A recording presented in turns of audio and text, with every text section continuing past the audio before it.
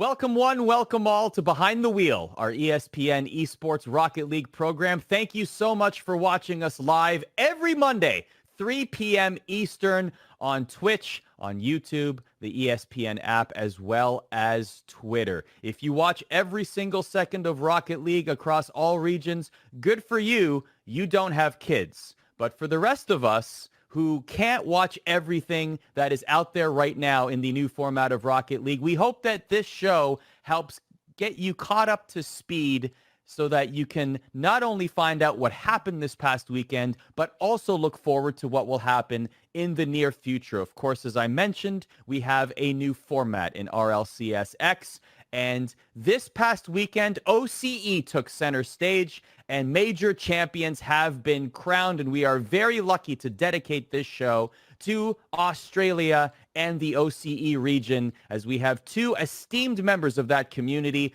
joining us on the show today. Say hello to Formal, who is a Rocket League OCE caster, very well esteemed in the community, and also the champ is here, 1/3 of MindFreak. Say hello to CavemanBen, OCE Major champions. How does that sound, Ben? Oh, that has a nice ring to it. Say it again one more time. OCE Rocket League Fall Split Major champions of the, let's just say champions of the world. If you guys were on the major stage, no one can say, listen, we didn't get a LAN. We didn't get other regions playing each other. So you could be. I mean, we just put it out there. You know, I mean, let's go with that title. I think that title has a bit of a better ring to it. I like that. So I want to ask you before we get started, we're going to dive into OCE history, and I want to be very clear to everybody watching. I am not as well educated on the OCE region of Rocket League as many of you watching, I assume, are, and our esteemed guests today. So this is going to be a learning experience for me. I can't wait to dive into it. I do want to ask, though, Ben, before we get started, you just won a major. A major usually would be surrounded by fans, and this would be a huge event. It would usually be across regions, etc. But this is still a major event, major money involved, the biggest event of the region for the split, right? I want to know how it felt. Like, you win the tournament, even putting aside the probability and everything, just more so winning a championship as a competitor in these circumstances. You're at home or wherever you were. You're not around fans. You still win a significant tournament. How did that feel? Like, take me through those emotions. There was a lot of shock, I think, at the moment because, you know, obviously we weren't predicted to win, right? But to be honest, there was a lot of emotions after we won against Renegades in these semifinals. Like, you know, there was a lot of screaming, a lot of shouting, probably getting evicted because I woke up a few neighbors. But, you know, in the moment, it was just me in my room, right? Like, I was only there. I was talking to the people in my Discord, but the only person I could go and talk to was my roommate, and I told him I won a major, and it was, you know, excitement and all. But yeah, it was weird not being able to celebrate with anyone in real life, and, you know, getting applause or, you know, whatever, like if there was on a LAN stage. But yeah, the emotions were still there, but, you know, it sucked I couldn't share them with anyone in person. Like, I called up my family and let them all know, and they were happy for me. But yeah, the emotions were all, you know, it was a lot of shock. I think if I was there with people, maybe, who knows? Maybe I even would have cried. Like, I almost cried when I was talking to my mom about it because, you know, she's a big fan. But yeah, the emotions were at an all-time high, that's for sure. There was no pizza joint below where you were playing this time around, was there? How I want to ask this tactfully. Like, I'm just genuinely curious. Like, even watching sports, right? Like, the Lakers won the NBA title yesterday, and you could see it on their faces. They were happy to win. Obviously, any professional athlete would be happy to win a championship, but it didn't feel the same watching it on the outside. Like, it felt like watching other championships won in a bubble environment. Like, it just felt like they were more exhausted or relieved than anything. Like, different emotions came in as opposed to if you were surrounded by fans and it was like a traditional championship win, right? So I guess I want to ask, like, does it feel like a major tournament victory even if you were playing in your room? I would like to say yes. I would like to, but I definitely feel I mean, I've never been to a LAN before. I want to make one, but I think the energy that you would get from the audience would definitely affect, the way you play and the gameplay. So I don't think it didn't feel like a major tournament win because of the fact that there was no difference from this and any of the previous regionals in terms of format or pricing. Like the only thing that was different was the fact that it was on the Rocket League main channel, which is a huge deal for OCE, and the double points. So I think it still kind of felt like a major to me, and a lot of people, because it was on the Rocket League main channel, and that's as close as we can get to a bigger audience. But yeah, the fact that there wasn't a LAN kind of did make it feel less significant. So we're going to dive into the entire split for OCE and Formal. This definitely comes as a surprise to many people, right? Like MindFreak weren't necessarily on many people's victory predictions going into the major, let alone many of the regionals. I'm not talking out of school here. I'm looking at the regional results, and MindFreak have a couple of third place finishes in the regionals, but a lot of people might have had other names at the top of that list, right? So let's put it all into context. Throughout the entire split Formal, like how significant and how impressive was this major victory for MindFreak? I mean, it was one that was a little bit out of nowhere. At the start of Season X, there was the perception in OCE that it's essentially a two-horse race. It's going to be between Renegades and Cringe Society. And when we sort of started with that first regional, that looked to be the case. Same thing continued with the second regional as well. Now, you had that third horse, which was a bit of the crowd favorite in Ground Zero, where people wanted them to do well, but the consistency had been a thing. In between Seasons 9 and Season X, they were starting to dip a bit with their results. Amphis was still trying to figure out how to gel with that team. Third regional comes around, they start to look a bit better, and then everyone's looking at this three-horse race. But that was the expectation of it all. It's like, these are our three major teams. It's a shame that only two of them can go to Worlds at the end of Season X because there's only 2 spots, but all 3 of these teams could possibly do well. MindFreak, meanwhile, was sort of back a bit in that fight to get to the semifinals. It would be like between them and Gaming Gamers necessarily for 4th place, or like whoever has the luckier sort of Swiss bracket set up, they're going to be the team that sort of squeaks through. I always kind of put them in that 4th place spot. A lot of people, though, would put Gaming Gamers there. I can understand why. I think we can get into that a little bit later. So, yeah, to see them pull off not one, but sort of 2 perceived upsets during this playoff after the run that they had, totally would have caught the entire scene by surprise. But it's not necessarily an unwelcome one because people have always sort of seen the potential in this team, and they've always sort of wanted more teams to sort of step up and challenge these juggernauts of the region. And to see that actually materialize in the major event was absolutely astounding. So Formal alluded to this. We're going to have his top 10 power ranking in terms of OCE Rocket League teams after Fall Split has concluded. That's coming up a little bit later on in the show. We also invite you to throw some questions in the chat. You got questions for Formal, you got questions for CavemanBen. Please throw them in chat. I'm monitoring. We already have one, Caveman. This is sort of off topic, but listen, all questions are welcome here as it pertains to Rocket League. Blaylock asks, how'd you get your name? How'd you pick CavemanBen? It's a good question. It comes up quite a bit. So back when I was 12 years old and I was playing football with my team, we went to a team huddle. And which football would this be for the Americans? This is AFL, Aussie rules football. Aussie rules. Okay, thank you. Yeah, real football. Not even rugby. Oh, Not even rugby. Okay, yeah, real football. Got it. Okay, real football. Real football. world. Yeah, got it. Okay, thank you. Yeah. Okay. So yeah, we went in for a huddle, and back in the day, my hair used to be out there. Like it was a big afro. It was quite messy. Like I showered this morning, so my hair is a little bit less wild. But I'm not even joking. We're in the huddle, and my teammate looks at me. He's just like, "You look like a bit of a caveman," and that's it. That was like and I was just like, cool. And then a few days later, I was trying to think of a new Steam name because at the time, I was running with Get Schooled, which wasn't exactly cool by any standard. So I switched over to CavemanBen, and that's been what I've been going with for the last 8 years or so. So the hair you have now, on a scale of 1 to 10, where does it rank to the old hair that got you the caveman name? Oh, like 9, I think it is. I think this is actually longer than what it was back in the day, but I just style it more. Okay. I should Sure. say. In quotation marks, got it. In quotation, it's big quotation marks. But yeah, it's getting back to its former self. That's for sure. So as I mentioned, please throw questions in the chat. There is a question, Formal, actually about different play styles. Just what you've noticed. If you were actually, let's start with this. If you were to describe the play style in OCE as compared to other regions, what would it be?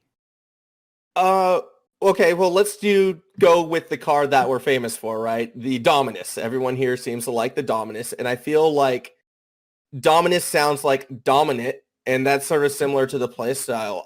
We're very, very aggressive in how we approach the ball and how we attack it. We're more likely to sort of commit for an attacking play than maybe play that safer option. Now, I might actually see that trend starting to change, funnily enough, with MindFreak's victory. I'm curious to see if this is going to lead to a ripple effect, because it always seems like one of our more defensive-oriented teams. It's still strange to think of MindFreak as a defensive team, especially if you watch some of EU. They're not nearly as defensive as the more defensive teams there, but we're very an attack heavy style. We like tight offensive rotations. We like to sort of pelt the ball and almost bait defenders out of the box with just shots after shots, I've noticed. And a lot of sort of those middle and upper teams sort of play like this. The Renegades are really notorious for this, actually. They love just attacking and just trying to like good offense through defense. And you rarely sort of see the counterattack strategy play through. So it's definitely more that focused. It's why we're kind of called the more aggressive region. I also think a lot of regions might look at it and consider it sloppier because defensively it means higher scoring games. A lot of things get through. When you do see counterattacks, they're usually a lot more successful. Yet, I don't know, there are benefits to it. I think it sometimes can catch teams off guard. But as I mentioned before, the patient game always seems to pay off. There's always seems to be one or two teams that make these quote-unquote miracle runs by playing a bit more defensively and waiting for that counterattack. I think another notable example of this was back in Season 8 when the Canberra Havoc caught everyone off guard by sort of just playing, wait for your opponents to make the mistake, let the ball come to them, and then strike. Very similar to what we saw MindFreak do Season 10 just now. It was a lot more passive play, and it seemed to pay off. So yes, historically, we're kind of known as that aggressive, let's just go for that ball, let's smack it hard. But I do see a world where this is going to start to change. So, Ben, I did have a chance to watch the final. I loved how you and the team handled the ball in the air. Like, the passing is sublime. It's just like some great passing plays there. I also noticed that oftentimes you guys made it look easy. Like, I'm not saying it was easy for you, but it looked very coordinated at a lot of times in that final. And it really feeds into the story. Like, I want to hear this from your perspective, because one of the storylines that the casters were talking about was the fact that you and your team struggled against the top 3 teams, so to speak, the entire split. And so I'd love to hear from your perspective, like, what was it about this tournament? Was it preparation? Was it the stars aligning? Like, what was it about this tournament, this major, that you were able to overcome that obstacle and beat teams like Renegades in Ground Zero? To answer that, kind of have to look at how we did in the first few events. So at the start, when we had just formed in the first regional, we were pretty much a glass cannon team. Like, we had a killer offense, but that was pretty much it. We would concede a lot, but as long as we could score more and give the ball in the opponent's half, very OCE kind of style, we were able to win. And that worked against every other team but the top 3 pretty much. And in that event, we lost to Renegades twice and Cringe Society once, I believe. So after that, we kind of looked at revamping our game plan, being a bit more defensive and trying to implement a little bit more control. And that seemed to mean that we were less dominant against worse teams, but we weren't actually beating the top 3 teams yet either. And we were kind of on a downwards trajectory if you look at our on-paper results from Event 1 to Event 3. So in preparation for this major, we were kind of in a downward slump. We weren't particularly happy with how we played, but we brought in our new coach, Lethal for Life, and he kind of got us organized. Like, we we didn't have a direction like our scrims. We were just playing. We didn't have much to really improve on. So when we brought him in and he forced us to say, okay, what are we working on? This is what we're doing. This is what we're doing. And having him sit in comms with us and kind of remind us of the things that we worked on, it meant that when we were playing like we were in scrims. You know, we were implementing the things that we had been working on. And I think that made the world of difference against Renegades and Ground Zero. I think on the Saturday when we played against Cringe Society, we were kind of doing that, but not at the same level. So I think if it was us versus Cringe Society in the grand final, I don't know how that result would have turned out. And to be honest, if we knew that Cringe was waiting for us in the final, I don't know if we would have beaten Renegades as well. Because I know personally for me, a lot of the motivation behind the Renegade series was being able to play against Ground Zero in the grand final because, you know, all of the people on my team are such good friends with them, and it would be a really good series that I don't think had been played in RLCSX yet, like us versus Ground Zero. So yeah, a lot of it did kind of come down to preparation. Obviously, just all of us playing really good on the day definitely helped all of us. You know, new coaching, a lot of things aligned for us, and I think we just really hit our timing with our preparation. Speaking of the Renegade series, we have to ask about the reverse sweep. I would love to know. Mm-hmm. What you and your teammates were saying to each other before Game 7. Please take me into that conversation. So Okay. Let's set the table. You Mm-hmm. go up 3-0. One of those Mm-hmm. games was a 3-0. Game 1 was a 2-0. So some pretty decisive victories. You Yep. win 1-0 in Game 3. Then Renegades come back 2-0, 3-1, 2-0. So they win by 2 in all 3 games. Mm-hmm. That's a confidence that in any circumstance you would forgive players for that being a confidence crusher. So now we get to Game 7. Before the game, you're talking with your teammates. What is being said? Pretty much the exact same thing that had been being said before Games 4, 5, and 6. There is no pressure on this. We have one more game to close it out. Let's just do our best. We were happy with the top 4 finish because we didn't come top 4 in the last event, and we wanted to at least keep that level of consistency. So we kept reminding ourselves, let's have some fun. We're doing our best here. If we win, that would be insane, and let's go and win the whole thing. But if we don't, that's okay. You know, we gave it our all. We took it to Game 7. There's not much else that anyone could really ask for us. So we kind of just reminded ourselves of what we've been practicing in scrims. We treated it like it was any other game. But yeah, that Game 7 was intense, man. I don't even know what to say. Like, if Fever didn't get that one clutch shot from the wall, I don't even know how that went in. Like, that was an insane shot, and like full credit to Fever for that Game 7. Like, he was the clutch king in that one for sure. But yeah, I don't know. We were pretty much just trying our best to maintain our nerves before the game, and you know, try not to put any more pressure on ourselves than necessary. Formal, put into context how impressive or like significant that series win is, or even that goal, or even just that Game 7. I mean, the goal significance is the same with sort of any clutch goal, with how momentum-based Rocket League can be. Fever hitting that one sort of reignites the entire team. They can pop off, they can build around it. And we've seen that, I think, all throughout. But again, that victory, again, as Ben was highlighting, the big thing that MindFreak really wanted to do, just because of, unfortunately, it's a bit of a poorer matchup for them, no offense, was avoid Cringe Society. Their best chance to win this entire tournament was going to be against Ground Zero. So having that in front of them, he said it himself, there's that motivation right there. Renegades kind of becomes that major obstacle. And as scary as sort of coming from behind, and Ben's like, building off what you said, yeah, I suppose you can lie to yourself a bit. There's no nerves or pressure here. I don't, you can say that all you want, whether or not that actually translates is another story. But having those 3 wins, I think, were bigger almost for them, especially that Game 3 victory, holding on for 4.5 minutes of the Renegades offense. Like, that was Renegades in full force, playing the type of style they enjoy playing. And MindFreak survived that. So even though it did look like Renegades were starting to bounce back and get their own momentum going, MindFreak had already proven that they can take the best Renegades has to offer, and they only needed to survive it one more time. And yeah, it took that fourth try for them to do it, the final try, but they again held on with that 1-0 victory. So it's very, I suppose, I almost lean more towards Game 3 being the most vital game in that series as opposed to the Game 7s or that turnaround. Game 3 was the one that really proved, I think, to MindFreak and to everyone watching that, yes, this is a team that not only can beat the best, like the perceived best team and arguably still the best team, but they're probably now going to win this entire tournament. What a moment.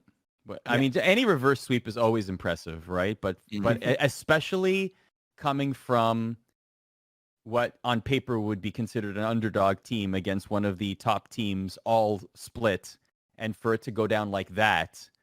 Like, going into Game 7, how many people were thinking, oh, Renegades are going to pull this off, right? And then all of a sudden, here comes MindFreak, clutch play. They eliminate. Like, that is a moment.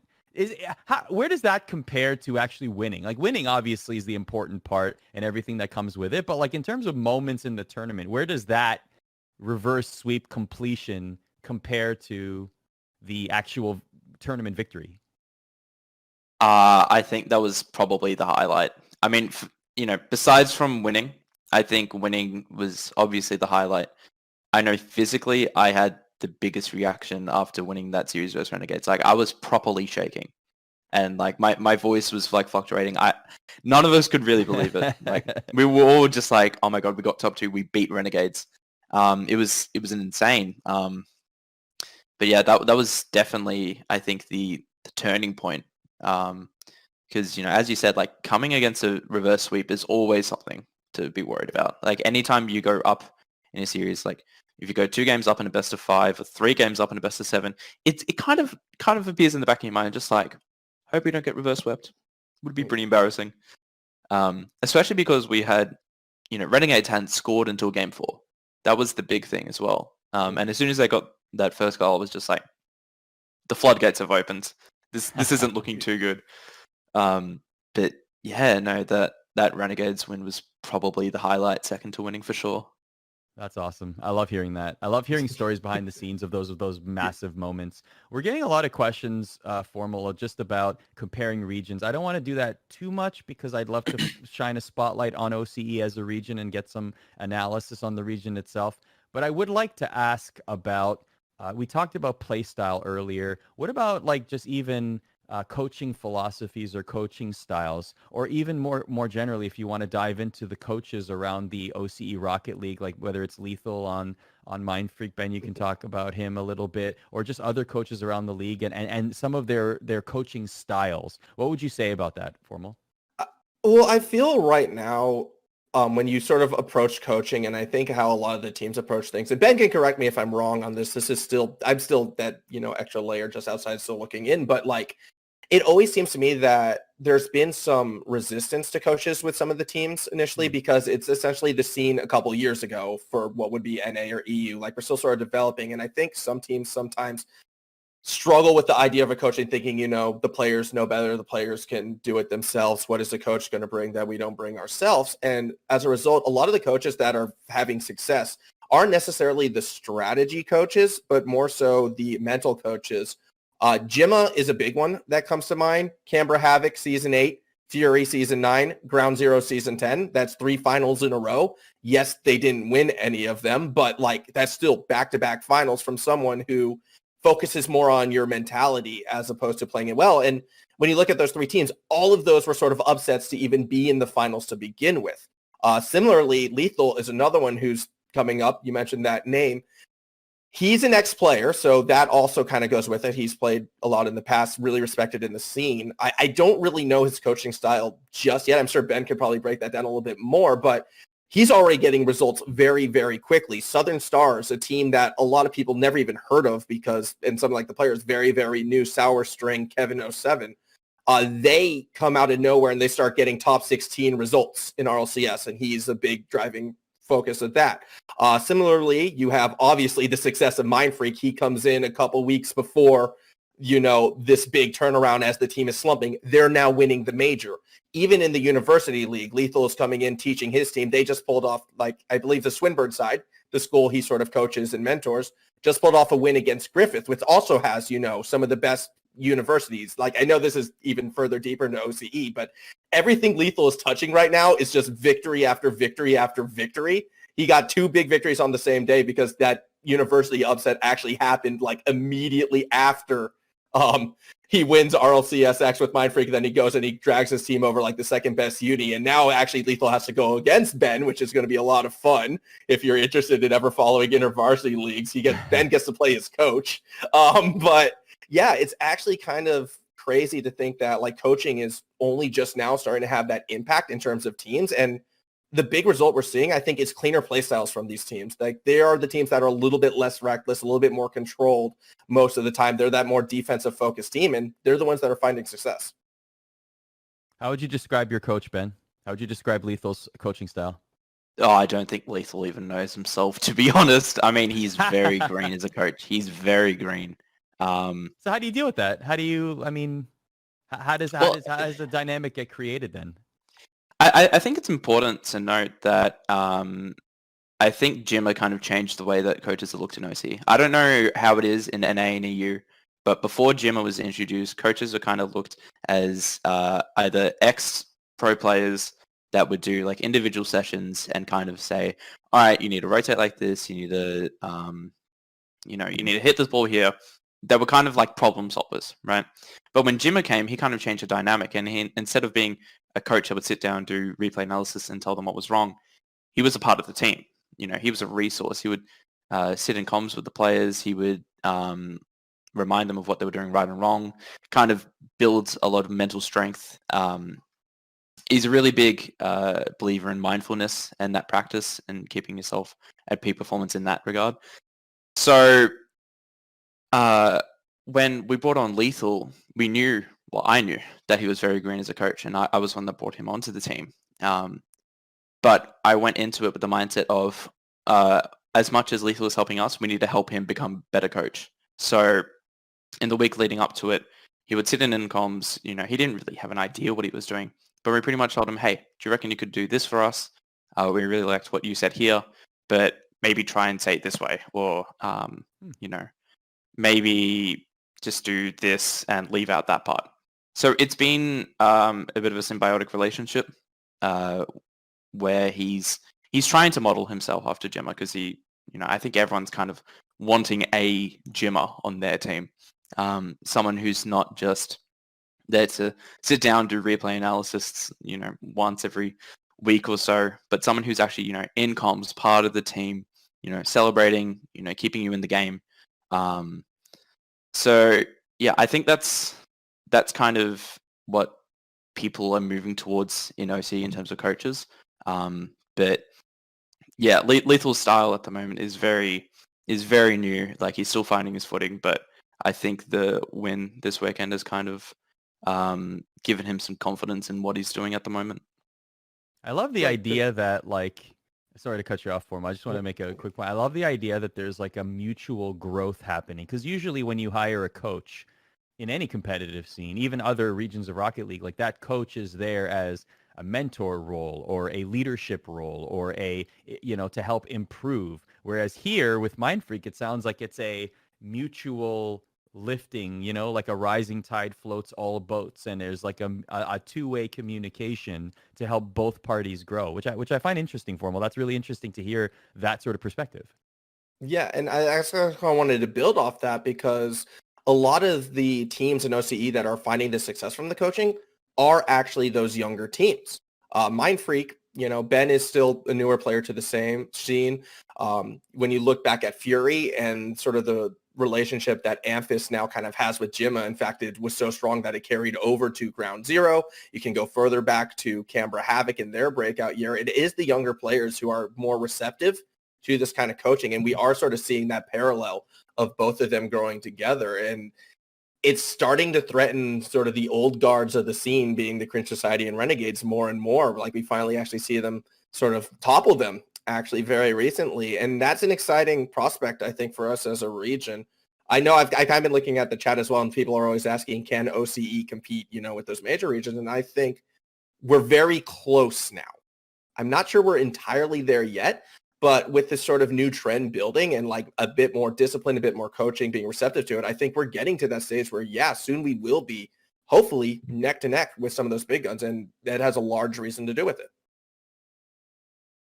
I think that's it's always going to come up with many regions, right? I mean, we see, honestly, a lot of the conversation, not to veer away from Rocket League, but obviously Worlds is happening right now in League of Legends, and that's always a discussion, right? Oh, the wild card regions, how will they do against the established four? And is North America a wild card region itself now? Is it regressing, blah, blah, blah? But like that always happens, right? Especially with regions that fans don't necessarily pay as much attention to or don't see that often. They will always ask, well, how will they compete and how will they be able to keep up with the established regions, particularly previous world champions, right? So with that in mind, I'd love to hear, Formal, before we get to your top 10, I'd love to hear about some names. Like, throw some names out there that people in chat, whether they watch OCE Rocket League or whether they want to begin paying more attention to it. What are some names they really should be paying attention to that are really on the come up?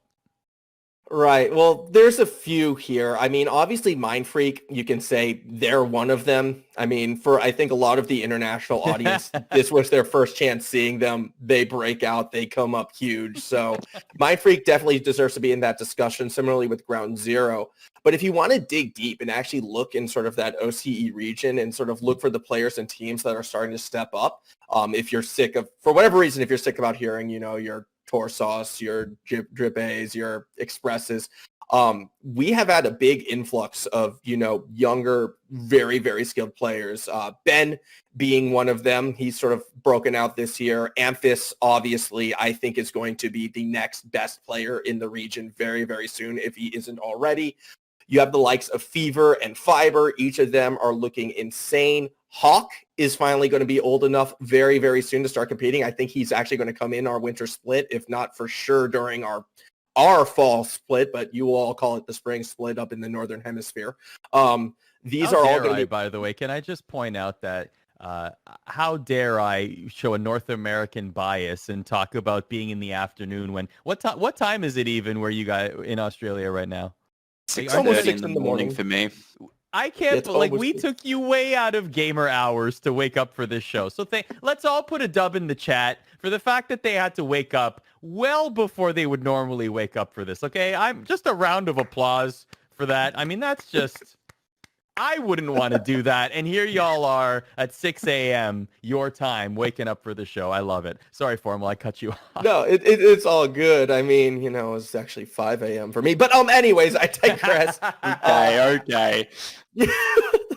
No, the secret just because you're in a dumb time zone, it doesn't mean that you have to whip out the 5 a.m. card. No. We just do the smart thing and completely ignore daylight savings here. That's the Queensland way. That's how we do it. But yeah, definitely this influx of young players going to be super exciting to watch to see how they grow. And then sort of 3 teams that I'm kind of highlighting as well, if you want to dig deeper. The first one that I really, really think people should look for is the Gaming Gamers. I'm sure besides having arguably the best name, they will pop up on occasion in sort of those, top 4 situations. They were frequently competing with MindFreak actually for that 4th place spot until this last weekend. This team, super fun to watch. I think I'll go into them a little bit more perhaps in the power ranking. Small spoiler right there. But they have a similar ability to sort of break out of nowhere. I think this is a team in particular that could benefit from getting, their Jimma or getting their Lethal, because if they have a coach, they could really do some damage. Another team that I think people may have missed out on because they kind of missed out on the second regional is Riot Gaming. This team, they're young, they're hungry, they have some sort of experience, but the big player right there is actually Zuko, who I think is going to be a breakout player in the very near future. He's big in both OCE as well as actually in the Asian scene. He plays in a lot of the tournaments there as well. And Riot Gaming, they're going to be one to watch out. The only reason why they weren't in the top 16 fighting for that top 8 was because they missed the second regional, which was a bit heartbreaking for them. But, they're going to come back in winter, I hope. And then the third interesting team to me, which I mentioned before, was actually the Southern Stars, who is, again, it's another team that I'm sure a lot of people never heard of. They didn't make top 8, but they were easily the most improved team, almost coming from out of nowhere and then competing with that top 16, nearly getting top 8. Like every series they had was always super, super close. They always seemed to take it to the best teams, but never could find that victory. They're making roster changes already, looking to improve that roster and make that deeper run. So if you're kind of looking at that OCE region for those exciting up-and-comers, those are the teams to look at. But realistically, because we're hitting the big, off-season, I suppose, even though it's in the middle season, big roster swap, Amphis, Ben, Fever, Fiber, Hawk, those are the 5 names. Yes, Ben, you did make my list of sort of these sort of new to this year talent that are going to absolutely break out. Celebration time. Let's go. The Office, right? It's the Office all over again. It is The Office. Yes. Don't contract Count Chocolitis, whatever you do.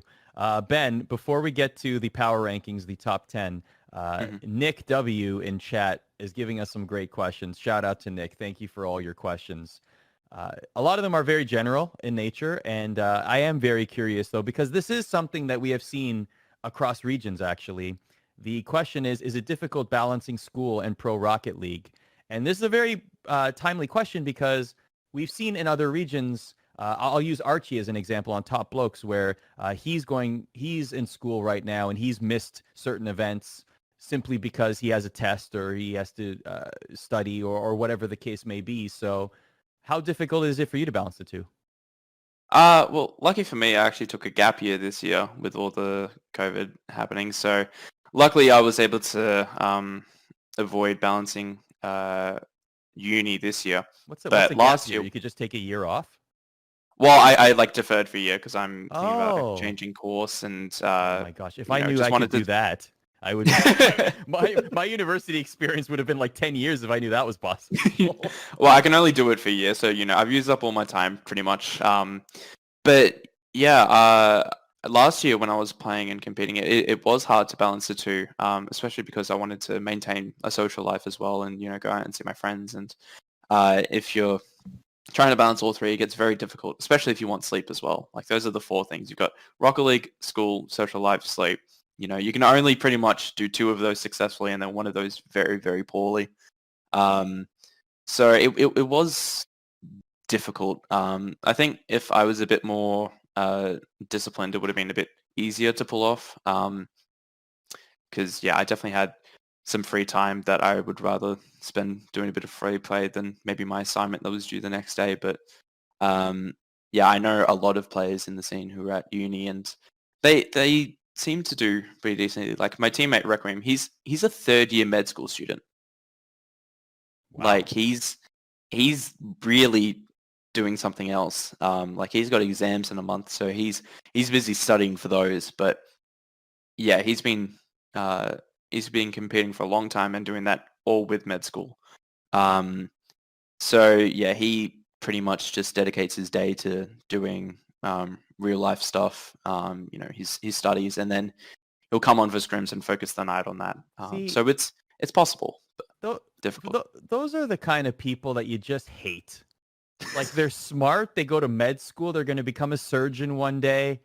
They're going to be extra successful. And then on top of that, they're professional esports competitors. They play professional Rocket League and they win championships. Mm-hmm. It is disgusting to think about. The worst. Absolutely disgusting. How dare he, honestly. Really? Like, seriously. You take your 200 IQ elsewhere, pal. Man, that's the worst. Being honest, like, I actually don't know how he handles that. Teammate. Like, right? I don't know. Like a medical degree is what? Like, several years. It's like 6 years. It's 6 years. Just the medical part, right? Like you have to take your undergrad, then you have to take your master's, and then there's the medical part of it after that. Like that's holy cow. Good for him. That's a lot. That is a lot. Yeah, no, it is quite a bit. To be honest, I'm a bit nervous just knowing Requiem as a person. I love him to bits, but I definitely wouldn't be going to him as my doctor. He's got quite an interesting personality. So look, I don't know. Maybe he's a good doctor. With that I know in mind, smart guy. Never ever would I. Smart guy. Like, I'm Open sure he heart knows. surgery? He No, knows his thank stuff. you. He knows his stuff, but just maybe I'll go to another GP. Yeah. I don't know, with the reflexes required to be like a champion gamer, maybe that's actually who you exactly want as your surgeon in that situation. You know It's a what? good point. That- Like, I know General he handles his pressure practitioner, well. like for a checkup, sure. You're gonna prescribe me some some over the counter Tylenol or something. Okay, sure. Yeah, easy. Just do that, mate. Yeah. But Anything if I had to involving get a scalpel, no thanks. no, if I had to get my leg amputated, I'm definitely not calling up Rocky. I'm going, hey mate, you reckon you could fix this up for me? Oh, that's outstanding. I wish Requiem was in the chat to defend him. Nevertheless. All right, let's get to our top 10. So every week on the show, we love to do power rankings. This is something that you, the community, have enjoyed. And by the way, we very much appreciate all the comments that you've been giving us, whether it's on Reddit, whether it's on Twitter. Our esteemed, amazing, super hardworking producer Thomas behind the scenes, who's always in our ear, by the way. I know that I've made a good joke when Thomas is laughing in my ear. That is really the barometer at which I judge all of the jokes that I have on the show. He's consistently posting and asking for feedback, and we appreciate you giving us feedback. One of the things that you've mentioned is that you love seeing these top 10s, and you would like a little variety. At first, you said, hey, top 5 per region. Now, for the first time ever on Behind the Wheel, due to fan request, we are giving you a top 10 for OCE. So Formal, you have put together our top 10, and how we're going to do this is we're going to show 6 to 10 first, and then we're going to go 5 through 1 individually. And of course, Formal, nothing can go wrong. Everyone's going to agree. Everyone's going to look at this list, and they're going to say, yeah, sure, of course. My first question to you, though, is why did you remove MindFreak from your top 10? Why are they not even in your top 10? I'm very curious. All right, we need to talk about this, Formal. Yeah. You want to just step outside for a bit? I actually have my top 10 out there. You want to? Look, all I'm going to say is you won one major, but like, I don't know, you still need to step it up maybe in the future. No, this top 10 is actually going to be so hard. This was the hardest top 10 I've ever had to do. I was kind of talking about before the show. Because there are a few of us who do like top 10s within the scene after sort of every tournament. Some names included in the discussion is, CJ, Yummy. And they're all currently at the moment tying a lot of these teams up at the top. I can say right now, no ties on my list. I stuck to my convictions. The top 4 is messy. No one is going to agree within the scene whatsoever. The bottom 7 to 16 is probably messy where no one will agree. So this list is, it was a tough one, but I hope it represents enough of the power ranking system right now. Ben did have a look with it. He seemed to approve of it. He only called a couple choices interesting, and I did change it last minute, but for full clarity, I never said I approved of the list. I'm going to give you the verbatim words that came out of my mouth. I said, quite an interesting list. Yeah, interesting. That is what I said. I did not say I agree. That doesn't sound like an approval. That just sounds like an observation. It was a kind way of saying interesting. Like it was a hot take. Hot take is what I'll describe it. Interesting is an interesting way to. Here's the shade, and here's you, Formal, right here. Here's the shade. All right. And here's you right there. Okay, let's get to the list. MindFreak is on the list, by the way. Spoiler alert. Let's get to 6 through 10. Talk us through your bottom half of your top 10 power rankings in OCE. Floor is yours. All right. So again, I'm very comfortable with 7 and 6, but it is tough. OCE is tough. When you sort of like take a step out of the top 7 right now, anyone can beat anyone on any given day. And a couple of these names might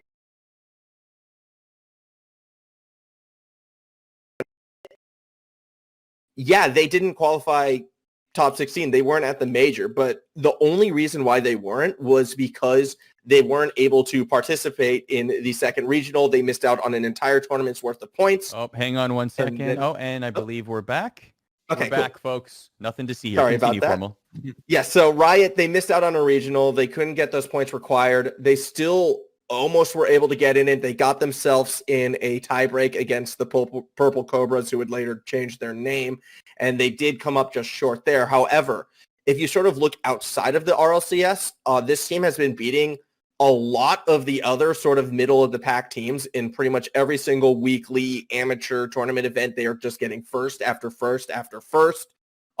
This lineup is super strong. I kind of highlighted Zuko before as a player that I think people should be looking out for in the near future, but the team also has a lot of veterans behind it as well with Change. He's been around for a long time and is still incredibly strong. So I kind of put Riot there, even though they didn't participate in the major. Hazard at number 9 is another one that, it's so hard, but Schmoopinator, Surexal, and Negative, I think they just seem to come up clutch almost every single time they are on stream. Surexal in particular is so hard to predict sometimes with some of his rotations that he can catch teams off guard. Schmoopinator looks better every time I see him play, and they just got that results. They got a couple of sort of bigger upsets in that most recent major, so it's good to put them on. Number 8, Skyfire. They had a rough run during the Swiss, I will admit, during the major, and unfortunately, as a result, we couldn't see them in that top 8. But if you look at some of the results that these players had earlier in the year, Riv in particular, super strong player, one to watch out for, has had a lot of success on different teams. Even their subbed Baked Potato, I think, is another sort of one of these young players that might start to break out soon if he decides to pursue the competitive scene a bit more. So I kind of have Skyfire at number 8, largely for their potential. 7 is where things get interesting, because at the moment I have Gaming Gamers, and that might catch a lot of people off guard. At the moment, the reason why is because there's really only 2 known members on that team at the moment, being one Zen and one Fiber. Fiber is super young, super mechanically gifted. He is absolutely insane. Zen, young as well, but has been in the scene for 4 years. Also just a mechanical monster. And when you look at the history of this team, they've always sort of been like this heavy mechanic team that will go for style, sometimes over substance. You'll see them pull crazy things. Realize has historically been on this team. Hawk has historically been on this team.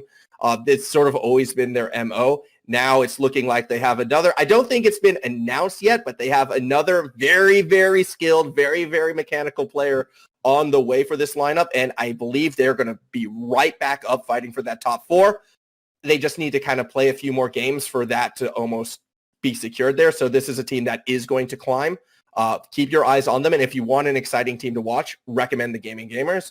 And then at 6, I had our good friends Vort Central. They are at 6 almost a little bit by default, just because they kind of became that top benchmark team. Like if you're beating Vort Central, you are doing things that are right.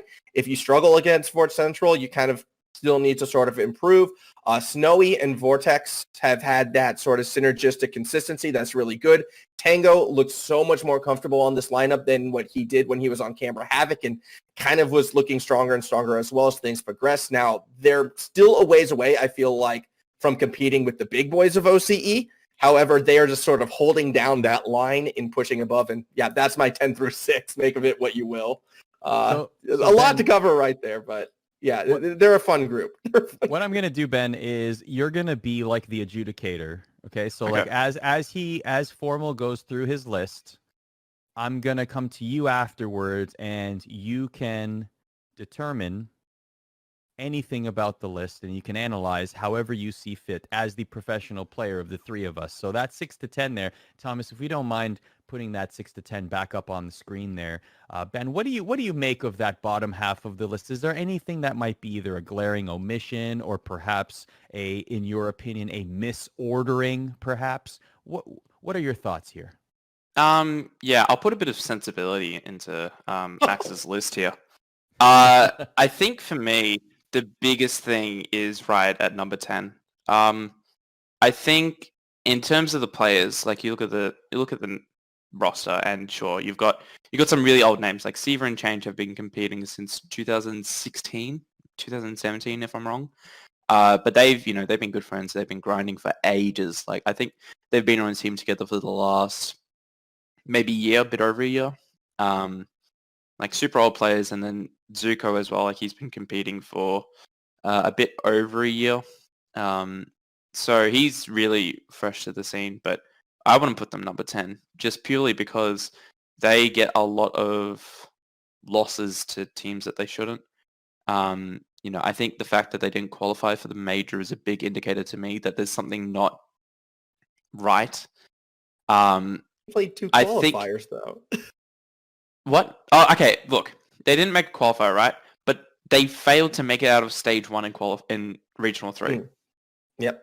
And you can't, sure, they had to play against Hazard to make it, and Hazard did make top 8 in the major, so forgivable, sure, but and they did have a hard regional 1. Don't get me wrong, they definitely had it rough, right?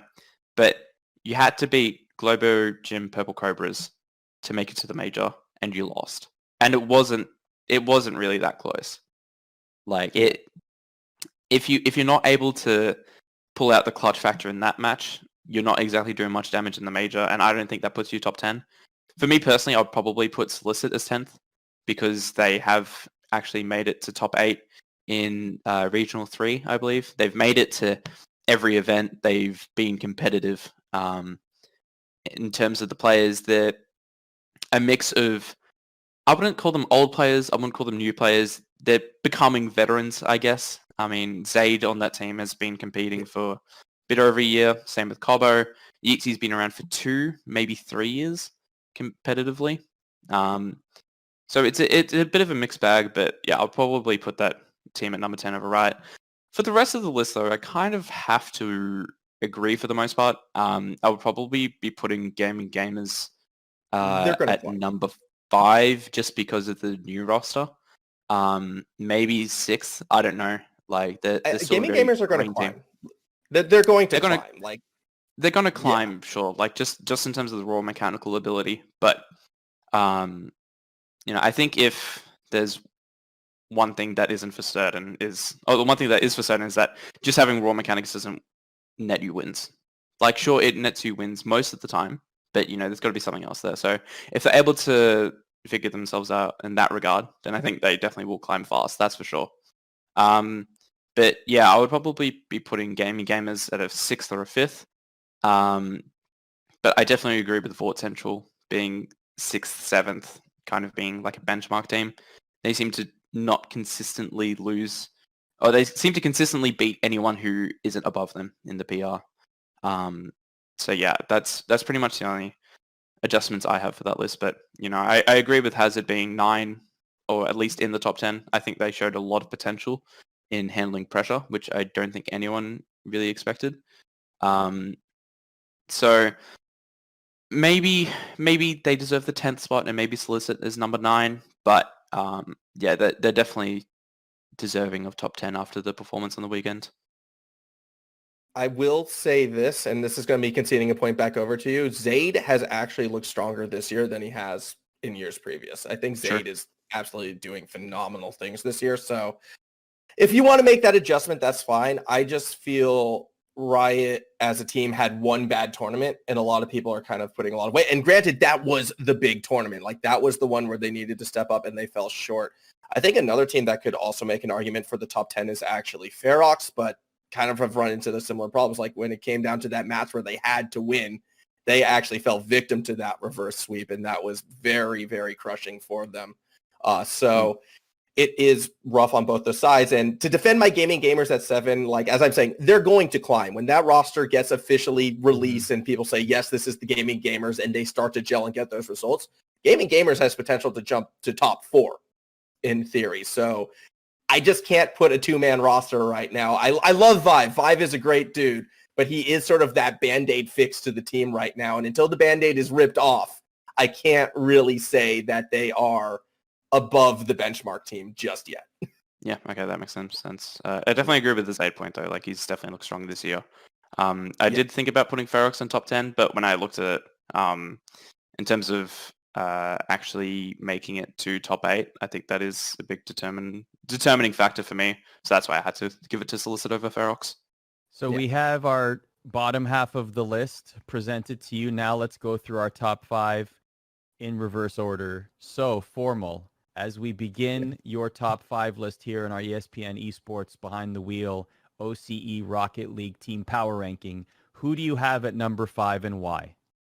Number 5 is a familiar face for those who follow the scene. One of the more known ones. It is the Canberra Havoc, the traditional Canberra Havoc, your Leduc, your Spy Dog, or Spy Doge, as I like to call him, and your Walcott.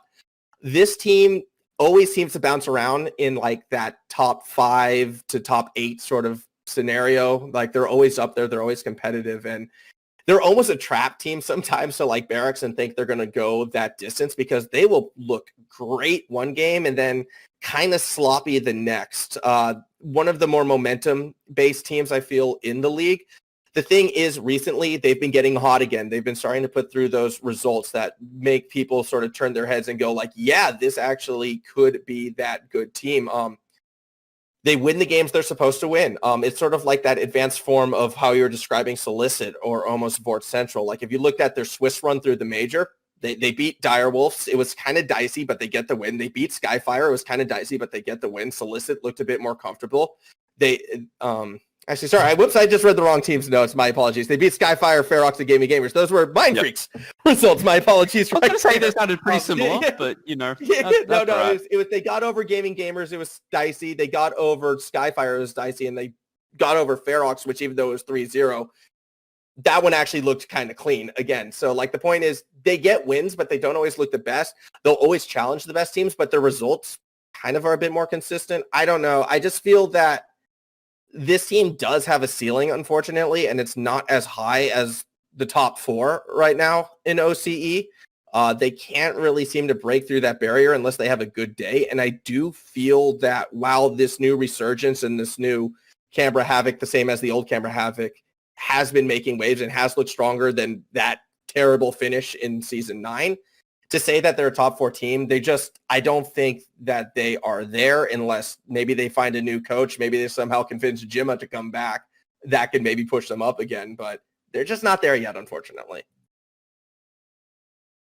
Sorry, I was just Go going ahead, to please. Yeah, go. Yeah, no, I definitely agree with Canberra Havoc as number 5 at the moment. Like, if you put Vort Central as the benchmark team for the teams below it, I think Canberra Havoc is like the benchmark for the benchmark teams at the moment. Yeah.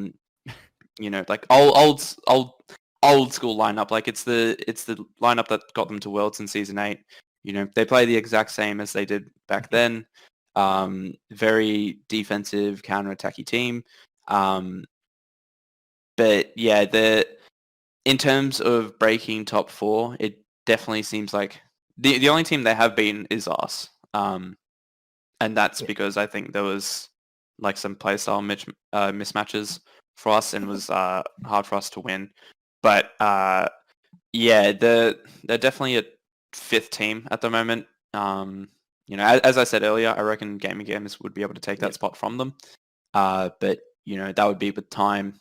I think at the moment, they're actually not a bad team. Like I know quite a few people kind of clown on them because they're a very annoying team to play against and don't consider it like a winning play style. And maybe because some of the members on that team decide to own goal to the top left for no apparent reason. I'm not going to say who, but it rhymes with Ladok. It rhymes with truck.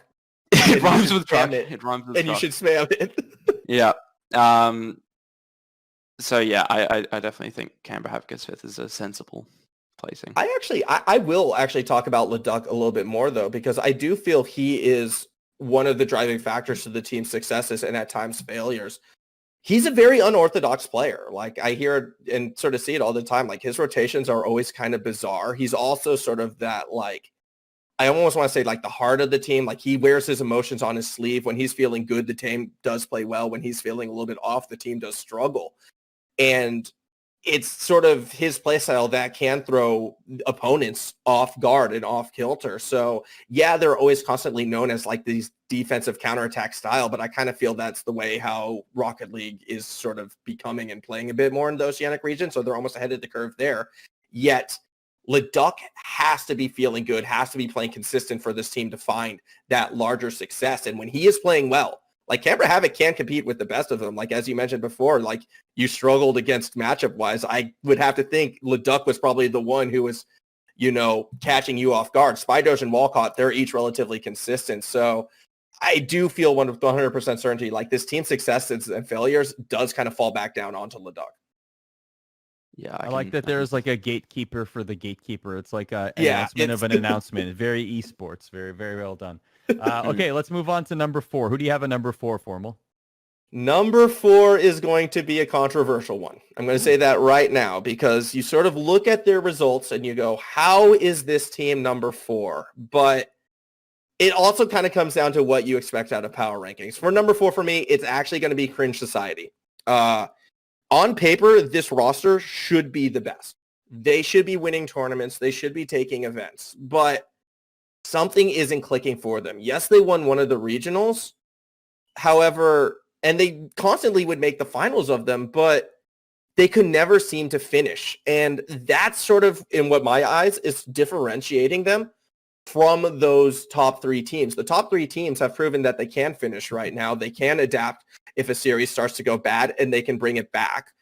So that comeback, I've seen a bit more from them. It feels to me like with Cringe Society, when things start to go bad, they, especially in recent times, just haven't been able to dig themselves out of that hole. And then I don't know if it gets to them. Now, granted, this is only against the top teams, right? If you are a lower seeded team and you are going up against Cringe Society, you are scared because they are going to absolutely beat you in every single facet of play, especially in recent months where they've sort of, again, more with that trend where I kind of see the region going. They have been getting a bit more defensive, a bit more patient than what they used to be when they started, which is a bit surprising just because of how aggressive Deca can sometimes be, yet his inclusion to the lineup almost seems to have calmed him down in comparison to when Spydoge was on the lineup and they were super aggressive all the time. They just haven't been able to finish, unfortunately, and I don't doubt that they have the ability to do so. I mean, historically, we've seen it time and time again from them, but right now, it's just, unfortunately, they haven't won yet. They're that one team of sort of that top 3 that haven't had that big major victory. And when you have to sort of rank by how much power they have, they're sort of all bark at this stage and they haven't had that big lethal bite. Let's see what I did there. But yeah, so Cringe Society at number 4 for me. Feel free to tear me apart for this one because when you look at that lineup, you say, how can this be the 4th team? Well, they need the results to back it up, unfortunately. I do want to point out that so the 3 regionals in OCE, right? Cringe Society won the first one. They came in second in the second one. They also came in second in the third one. They bowed out in the semifinals of the major. So just to play devil's advocate here, Ben, would that not warrant enough results in the 4 major tournaments of the region for RLCSX to earn a top 3 placement, or is this a fair position for them? Personally, I would probably put us 4th. I would think MindFreak, we've had one victory, right? Like all the top 4 teams, they've each had their own one victory, right? Like Cringe Society won the first one, then Renegades, then Ground Zero, then us. I think the event that Cringe won, it was different because it was the only event that didn't have a top 8 single elim. It was a top 4 in a Swiss double elimination bracket. And the main reason why that is a big difference is because Ground Zero didn't make the playoffs.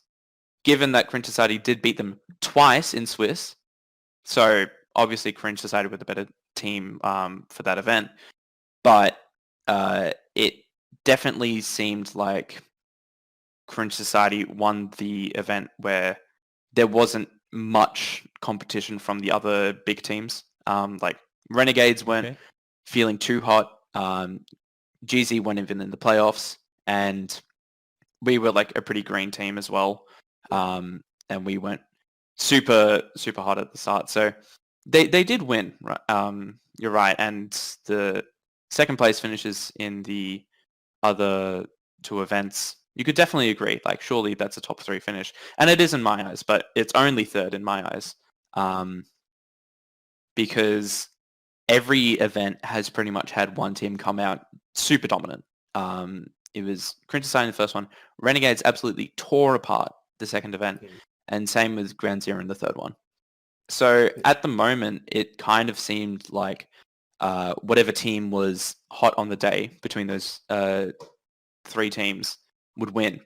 But I don't think Cringe have beaten GZ or Renegades for a while now, like in the past few weeks. And I think that's kind of a a big sign that there isn't actually something right there. So yeah, I'm definitely a bit surprised that Formal put him fourth. Maybe giving a bit too much credit to us, but yeah, I think it's still only a third for me. That is some honest assessment right there, man. That is among the most honest analysis we have had on this show in its entirety. Wow. You should have put us lower, man. That's what I said at the we just start, won a right? major, but we're not that good, Formal. You should have put us down the list.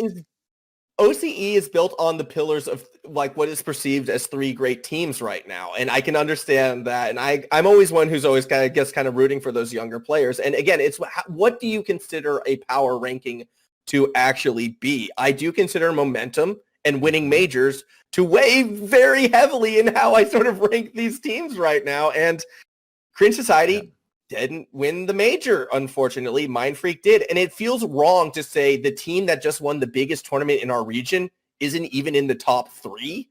I can't do that. Like that victory, I might be putting it a bit on a pedestal, I will admit it. But especially with my fourth, third, and second team, it's almost like rock, paper, scissors for sort of who beats who right now. And Ben will want to put Cringe Society higher because unfortunately, you know, in this situation, paper beats rock. And Cringe Society would be that paper and MindFreak would kind of be that rock right now. But then when you throw scissors into the mix, which is going to be my number 3 team, well, things get a little bit different right now. So 100% I understand why people would say Cringe Society should be higher. And I think Cringe Society should be higher, actually. I'm surprised as well with my own list, but it's just, I don't know what's gone wrong. Like, why has this team not been able to get that results that they're looking for? How come they have missed out on the past 2 major tournament finals in terms of like RLCS Season 9? They missed out on the finals there as well. They came up just short, losing to Fury. This year, they drop in that semifinal again with a slightly different lineup, but still a very, very strong one, still that same core. They need that big result. They need that big tournament victory to sort of justify, I feel, a little bit in holding out for trying to find a major organization as well to back them up. And the pressure is going to be building on this lineup. I wouldn't be surprised if we see some changes soon. I do think they're moving in the right direction with that change in play style. And I think it really is only a matter of time before they just absolutely tear it up again like they did in that first regional. But right now, if we're going to look at us in a bubble of essentially this week, I can't put them higher than 4th, unfortunately. So, first of all, in playing rock, paper, scissors, always pull out the dynamite. It always wins. Doesn't matter if you're cheating. The one thing I love about personally, I'm more of a gun guy, but you know that Pull out either works. It just obliterates everything else. Just use something that wins against everything. Yes. The one thing I will say that I love about these power rankings is everybody brings their own definitions to the table, and we have this conversation, especially in regions that have a grid like Europe and NA. We always ask the question, how much do you value the grid when you're putting together these rankings? Because clearly the regional is more important than the grid in terms of prestige and prize money, etc., or just value. But some people will still value those grid results, whereas others will say, they're just glorified scrims. So I appreciate very much the thought process of how you put things together, and in saying, look, the major is the world championship, so to speak, or the regional championship of the split. Of course, it's the most important event, and it should be weighted as such in this power ranking. So I'm glad you said that, Formal. And now we get to your top 3, and I can't wait to see what people think of this ordering. Give us number 3.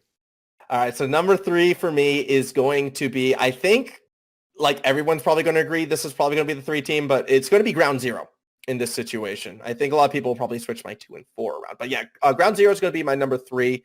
Coming off of that Season 9 victory, again, they've changed the lineup a bit since then. They now have the inclusion of Amphis instead of Deca, but they still look incredibly strong. Amphis is that big breakout player. They won that 3rd regional. They had that slow start, but then they brought it back then. And they were actually my pick to take everything. I thought they were just going to actually obliterate. I thought this was going to be Amphis's big breakout tournament. And until that grand final, it really was. Amphis is a very special player. You have that veteran leadership in Jules and Express. Jules, who until actually winning, I feel like in Season 9, kind of had like that cloud over his head as like not being clutch, not being able to seal the deal. But then they win Season 9 and suddenly they are this big threatening team.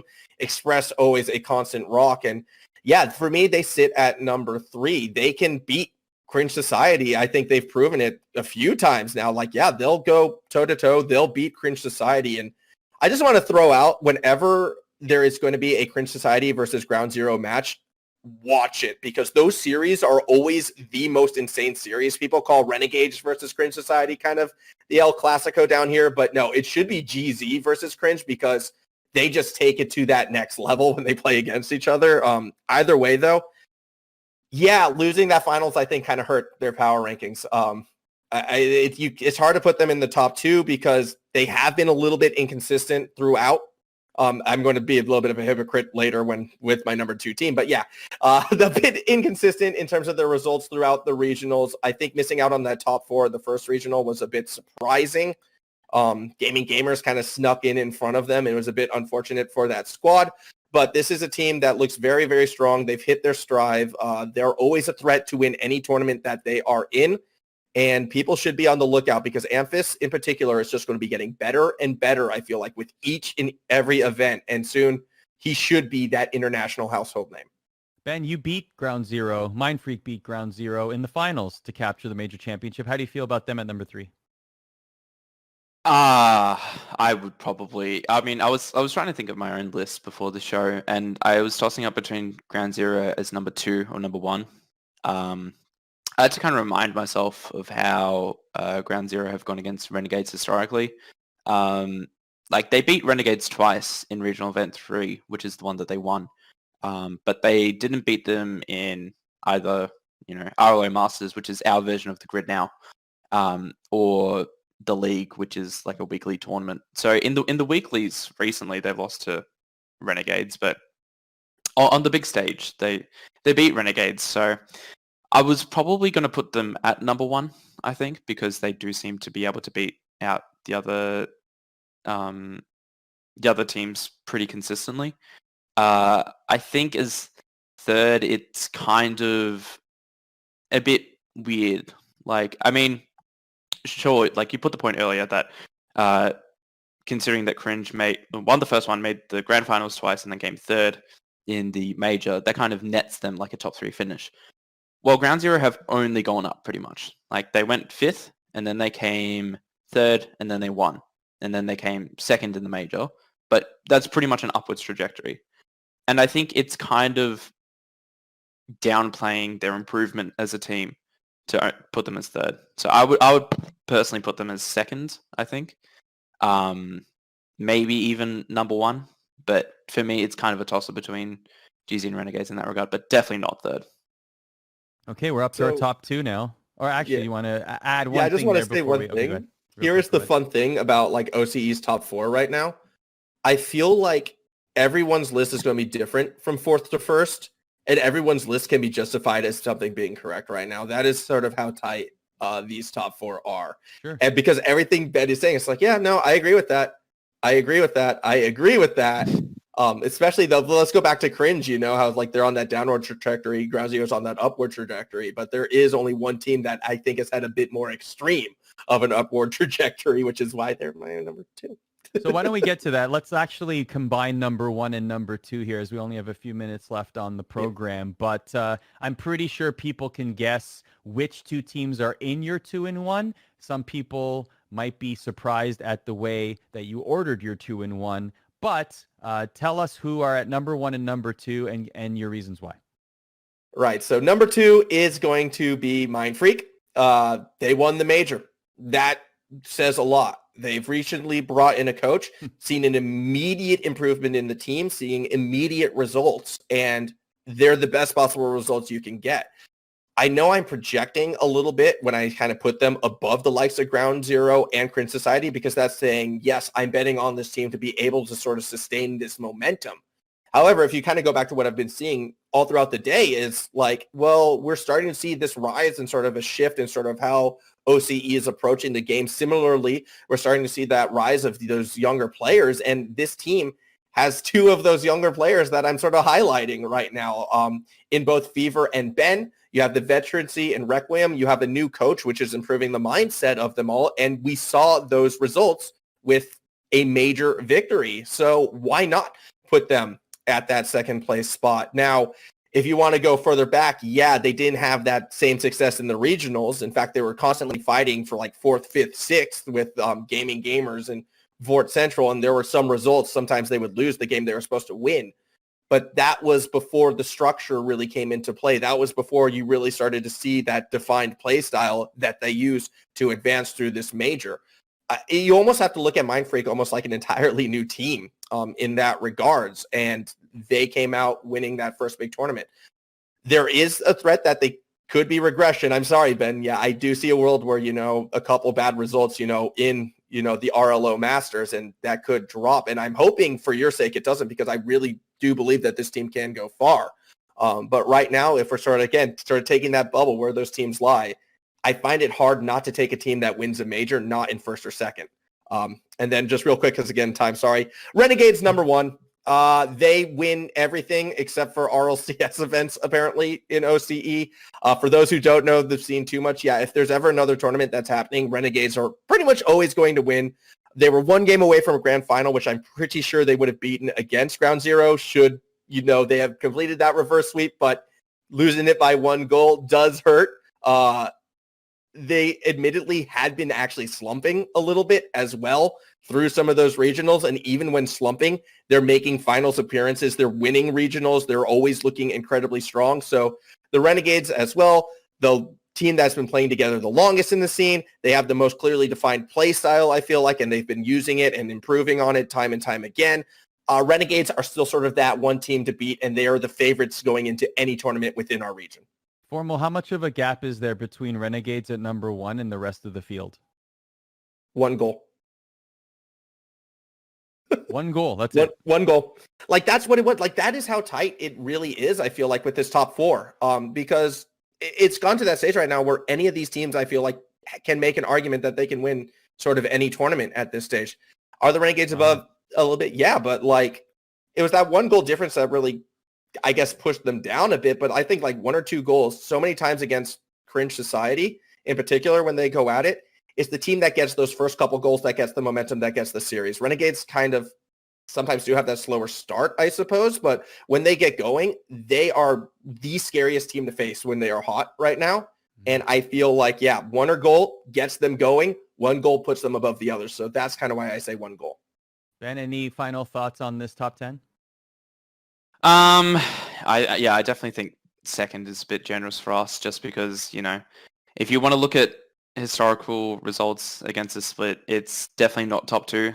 We won the major, sure, but that doesn't mean that we were close to winning any of the other events. And I don't think that nets us a top 2 spot. And I'm glad you say that, but I definitely think you put Ground Zero and Renegades in the top 2 spots for sure. In terms of Renegades at number 1 versus the rest, I think you are right. It is close. But on their day, I definitely do think Renegades are probably the hardest team to play against. Just more generally, they seem to be the most dominant when they are on. Obviously, sure, like if Amphis and Ground Zero are having their best day, they are hard to beat. Same with Cringe Society. Like, I'm not taking that away from them, but yeah, I definitely think Renegades at number 1 is something that most people could agree on in the region. So there it is, Formal's top 10. Going through it one more time. Number 1, Renegades. 2, MindFreak. 3, Ground Zero. 4, Cringe Society. 5, Canberra Havoc. 6, Vort Central. 7, Gaming Gamers. 8, Skyfired. 9, Hazard. And 10, Riot. Thank you, Formal, for putting that together. Before we go here, let's just talk about where people can find you, what's coming up next, what can people look forward to. Ben, let's start with you, man. Thanks for your time, by the way. Thanks for sticking with us for the entire show, like a true champion that you are, gracing us with your presence here. What's coming up? Right. What's next for you? Not a whole lot, really. Pretty much just going to be spending the next few days chilling out with the team. Probably going to be streaming a little bit. But yeah, not a whole lot on the horizon. Pretty much just settling into the off season a little bit, giving ourselves a little bit of a break. But yeah, not a whole lot on the horizon for me personally, I don't think. How about for you, Formal? Kind of the opposite. I'm going to be a little bit busy. I mean, my plan, at least for today, is spend the next couple hours defending myself probably on Twitter for the worst power rankings ever. Then, it's heading down, doing some work with some high schools and trying to help, promote and develop their esports program. You can find me as well at the QUT, or Queensland University of Technology. We have our InterVarsity League of Legends Championship, so the playoffs for that start tomorrow. And then, of course, RLO Masters, as you said, it's sort of our version of the grid right now. I'm kind of helping run that situation. So if you actually want to watch Rocket League, Ben, I'm hoping you're actually going to be playing in that right now, because I need you to defend your number 2 position, even though you don't think it's going to happen. I need it right now, man. I need it. Okay. So you'll probably be seeing me lurking around there as well. We'll do our best for you. I'm pretty sure we plan on playing the Masters this week. So I don't know. We'll try our best to defend your power rankings. But man, you dug quite a hole for yourself. Like, this is on you, man. Don't put this on me. You're the player, right? Like, I mean, I can't affect whether or not you win or lose. No, but you can affect your power rankings. You can definitely affect your power rankings, and you had all the opportunity to change that. Speaking of doing your best, here are our top 10 plays of the week to end the show. Thank you to Ben. Thank you to Formal for joining us. It was nice talking OCE on Behind the Wheel. Don't forget, we're on the air every single Monday, 3 p.m. Eastern. Good vibes and acts of kindness, everybody. We will catch you next week. Here's Strip A. 2 minutes left to play. Orsas trying to put another one. As a big miss by Express. Follow-up is there from Deca. Pinches it in, and a 2-goal lead for Cringe. Look at this ground pinch from Deca. He waits for it to hit the ground. Upside down. Flips around. That was crazy. 80 miles an hour. This is going to be such a difficult situation for Ground Zero to come back from. We'll see what they're made of now. That was nasty. That was amazing. Look at this light touch to keep possession. Just the smallest touch. And instead of passing, he's going to go for the shot, back post and down. Used his flip perfect. Trying to weather the storm as that one skips just wide. Now Fiber has Zenulus lurking at midfield, but opted for the shot, so Zen has to play this. Fiber again. Over Smoopernator and through negative. Oh, and this is what we're not seeing from Hazard. It's this little element. Look at Zen, the tiny touch to Fiber, and then Fiber just carries that all the way through, gets a little bump on negative, I believe. Got some... Jules backing off, but still the ball over his head. And now Fever trying to challenge Express. Express with so much time to read, gets it away. With the pressure slowly creeping back. He's overdone. MindFreak's favor, and CavemanBen and the 2 goalies will win it all. Express and I believe it's Jules here get tied up on the backboard. They were staring at Requiem because Requiem jumped from so far away. They're both so transfixed with his approach, trying to figure out where the ball's going to go. And then CavemanBen lands. Likes the play from Jules. Definitely trap the ball, earn possession, make sure you've got it. Fever with a bad clear. Jules to nail it. This time he's not going to miss. We'll see in Game 5. How did this one go in? Off the backboard. Fever finally makes not the perfect touch. That's what it took. Just a slight... They needed to know that Fever was human.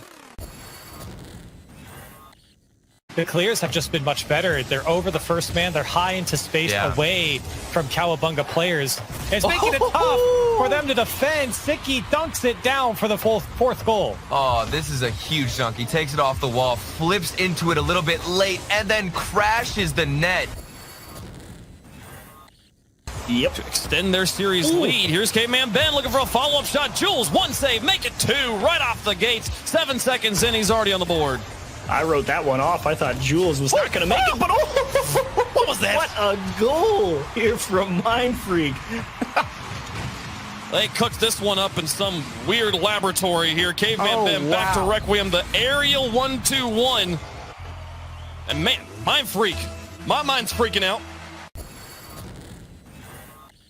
Predicted the win of, he's predicted many of these 50-50s correctly. Negative consistently moving before. Finger look to dribble them all. Absolutely breaks their axles. And that's the lead for Sky. Finn catches this pass, and I'm thinking he's going to rip that into the left side. Does nothing with it, gives the defense. They are starting to struggle a little bit for boost. Torsas had to struggle for the save. And here comes Cringe Society again. Dripping, going for the air dribble, gets the dunk. He had Deca across the field, but he says, nah, I got this. Taking it himself, perfectly positioning behind the ball. Now Zen has 5 lurking again and almost hit him, but Smoopernator made the stop. But this goes off his end. Well, it's a great back pass after the demo. Now Fiber, I'll flip reset pass to 5, and he forces it through! Hold on, I need to see this again. Fiber, we got to slow this play down. I don't know how he got so much power. Did he double flip reset? That's what I was wondering. I didn't know if he got the second flip.